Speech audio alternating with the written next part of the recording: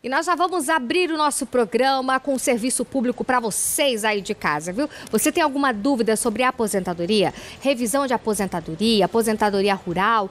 Enfim, às vezes você tem aquela dúvida, não sabe como esclarecer o que fazer, né? Vou dar um Google, não. Não, guarda a pergunta e manda aqui pro nosso Vitrine Revista. O WhatsApp 991-22-2899, que nosso super advogado previdenciário André Benedetti hoje responde tudinho pra gente. Doutor André, boa tarde pra ti. Boa tarde, Patrícia. Vamos lá, doutor, aqui nós temos várias perguntas, né, que o pessoal vai mandando e eu sempre falo assim pra vocês, olha, se você mandou sua pergunta e hoje não foi respondida, não fica chateado, porque a Amandinha separa todas as perguntas. E quando o doutor André vier ao programa, ele responde pra gente. Quem sabe hoje a sua pergunta tá por aqui, viu? Bora lá então pra primeira dúvida sou viúva e o falecido ficou 2 anos sem pagar INSS. Na época, fiquei com 2 filhos menores e não consegui pensão. O que eu devo fazer?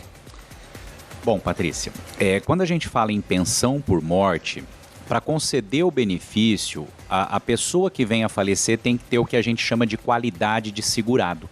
E essa qualidade de segurado, o período que ela pode ficar sem pagar é chamado período de graça. E dependendo do código de pagamento dela, vai variar o tempo que ela pode ficar sem pagar e ainda manter o direito. Então, quem paga, por exemplo, como facultativo, 6 meses sem pagar já perde o direito. Então, se faleceu aí 2 anos sem pagar, de fato não tem o que fazer, não tem direito. Se é um contribuinte individual que paga com carnê ou como empresário, 1 ano sem pagar, perde o direito.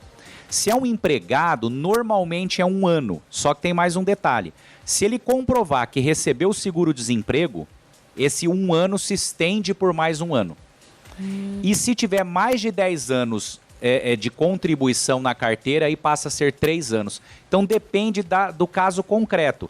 Provavelmente aí os 2 anos ele estava numa dessas hipóteses que com 2 anos perdeu o vínculo previdenciário e aí infelizmente não tem o que fazer. Tenho 2 hérnias de disco. É possível receber algum tipo de benefício? Depende, né? Para a gente falar em recebimento de benefício por incapacidade, são 2 requisitos. Primeiro, provar também a qualidade de segurado. Igual a resposta anterior, você não pode fazer muito tempo que parou de pagar e se a partir daí gerou uma incapacidade laboral e você já faz tempo que não paga, não dá direito a benefício. E segundo é provar a incapacidade para o trabalho. A gente acho que sempre volta nesse assunto aqui, né? Talvez sim, talvez não, por ter uma hérnia de disco. Vai depender das condições individuais daquela pessoa, às vezes até da idade, da profissão que ela exerce. Porque às vezes uma pessoa com uma hérnia de disco, dependendo da profissão, consegue trabalhar. E dependendo da profissão, das condições pessoais daquela pessoa, não consegue. Então isso também é bem subjetivo. Entendido. Acho que essa próxima pergunta vai pegando nessa parte também, doutor. Olha só, minha irmã teve um pulmão retirado aos 3 anos de idade. Hoje ela tem 57 e sente muita falta de ar. Ela pode se aposentar? Se a gente for pensar numa incapacidade aos 3 anos de idade, quando aconteceu o evento, ela não teria direito ao benefício. Porque, claro, naquela época ela não pagava INSS e não tinha qualidade. E para ter direito à aposentadoria por invalidez ou auxílio-doença, tem que ter qualidade de segurado, né? Agora, o que pode acontecer é que com o passar dos anos, aí eu tô imaginando a coisa, tá? Certo. De repente, por ela ter só um pulmão, esse pulmão se sobrecarregou com o passar do tempo e a incapacidade passou a existir só agora. Imaginando que esse pulmão, então, né, ele foi se danificando, vamos dizer assim, por ter sido sobrecarregado. E se ela tiver a qualidade de segurado, tá pagando o INSS e a incapacidade passou a existir, ela tendo qualidade, ela pode sim ter direito ao benefício. Entendido. Meu nome é Clarice, minha mãe tem 73 anos e não é aposentada, mas recebe pensão por morte. Ela pode pedir aposentadoria? Pode sim, Clarice. O fato de receber pensão por morte não atrapalha em nada o recebimento de uma aposentadoria, tá? Mas para ela ter direito à aposentadoria dela, ela tem que comprovar os requisitos para aposentadoria. Pelo menos 62 anos de idade, pensando já numa aposentadoria por idade, e no mínimo 15 de contribuição. Aí talvez esteja o problema, né? Muita gente pensa que aposentar por idade é só ter uma idade. Não, além da idade, você tem que ter pelo menos 15 anos de INSS pago. Lembrando que para atingir esses 15 anos pagos, a pessoa pode complementar com um tempo de trabalho rural.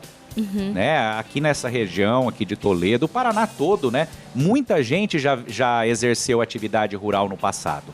Então a pessoa pode pegar um período lá que trabalhou na zona rural, somar de repente com um pouquinho que tem na cidade, para atingir esses 15 anos que são o mínimo necessário.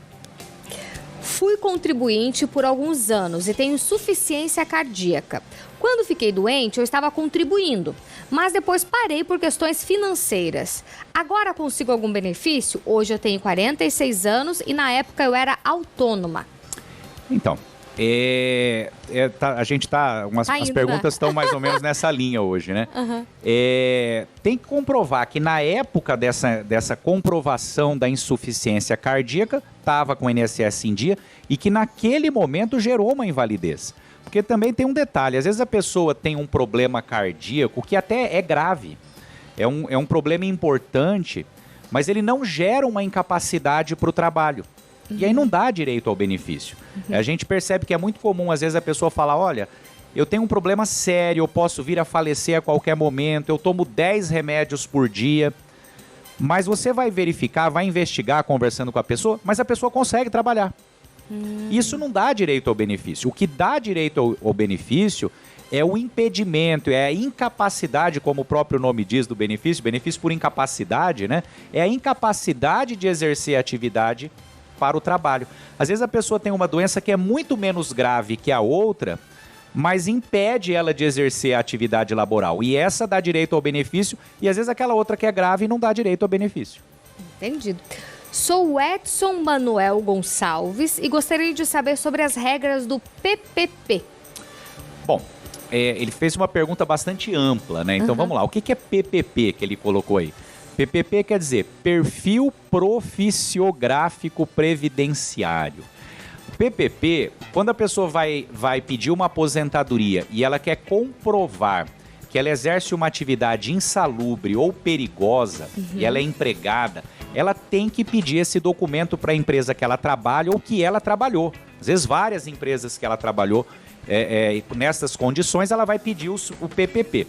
E o PPP, ele é um resumo do laudo que a empresa tem, que vai especificar, vai explicar com detalhes o que a pessoa fazia nessa empresa e quais eram os agentes nocivos que ela estava exposta. Então, por exemplo, eu trabalhava numa empresa que tinha muito barulho. Então, ela vai estar falando o que ele fazia e tem, inclusive, a medição através do documento da empresa de qual era o barulho que ele estava exposto, que é medido em decibéis. Então, de repente, ele está lá exposto a 90 decibéis. Isso a partir desse documento que vai ser verificado se a atividade dele é especial ou não. E se for especial, traz um benefício de aumentar bastante o tempo de serviço dele para a aposentadoria. Meu marido pagava para 3 salários, mas se aposentou com apenas 1. Pode pedir revisão?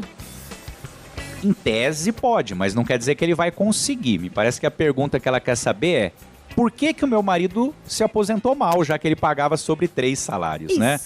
Então, assim, aproveito aqui para fazer dar uma dica. Acho que é uma das funções que a gente está aqui hoje, né?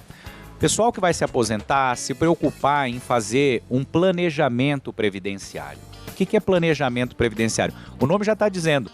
É você se planejar e verificar qual a melhor maneira de você recolher para ter o melhor benefício possível. Avaliar uma questão de custo-benefício. As pessoas se confundem muito nessa questão de repente, tá faltando um pouquinho para eu me aposentar e agora eu vou pagar sobre um valor alto.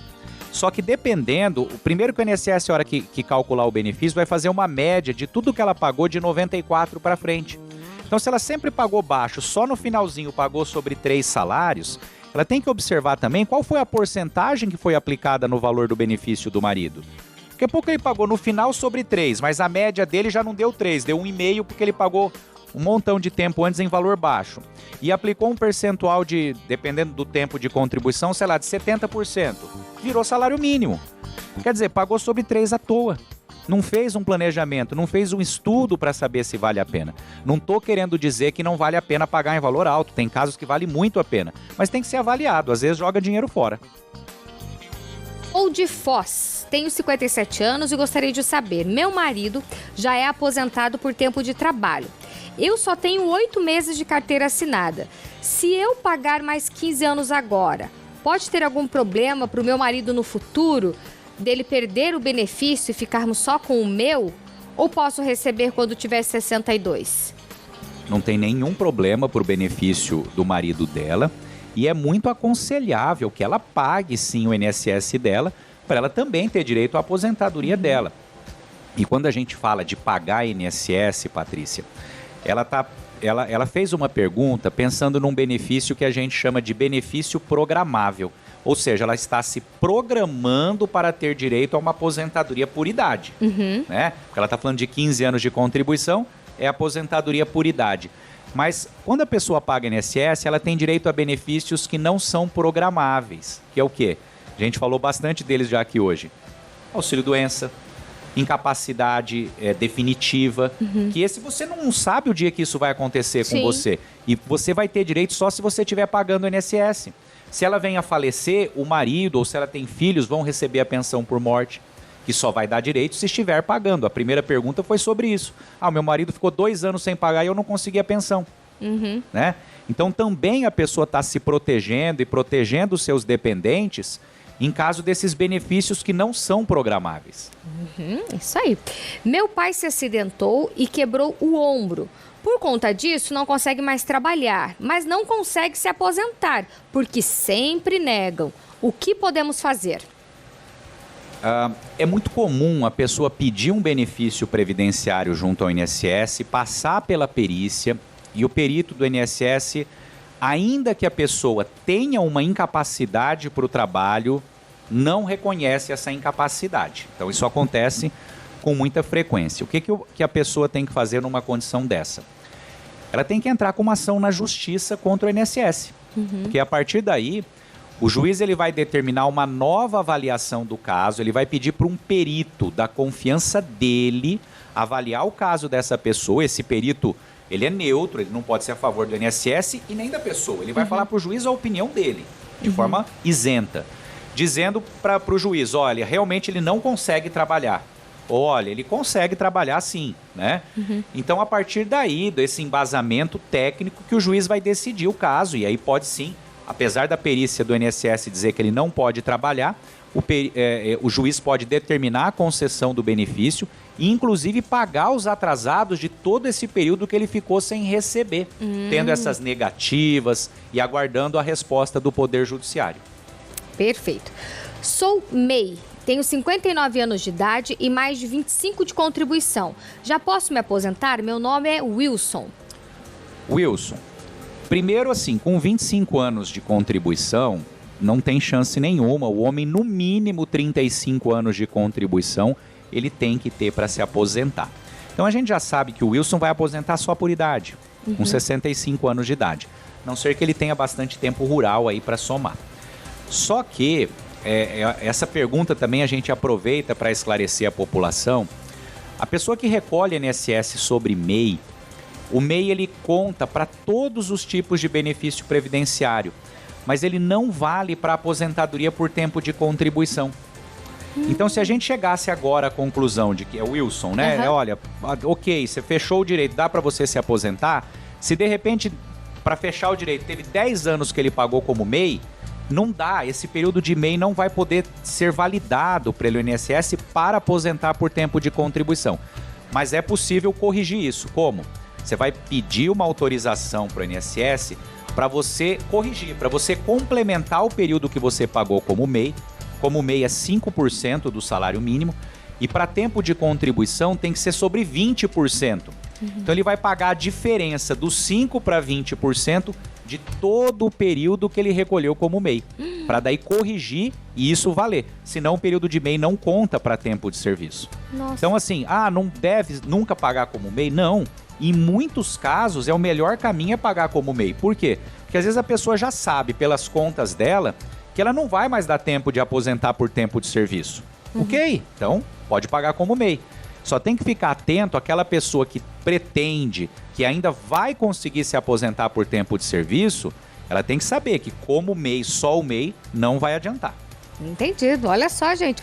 Quanto conhecimento aqui pra gente no nosso Vitrine Revista. Doutor André, muitíssimo obrigada pela presença aqui no nosso programa, viu? Obrigado, Patrícia. E até uma próxima. Até. E se você mandou sua pergunta hoje e eu não fiz a sua pergunta, não fica chateado. A Amandinha aguarda todas as perguntas e quando o doutor André vier aqui, doutora Carla Sanches, a gente responde tudinho pra vocês.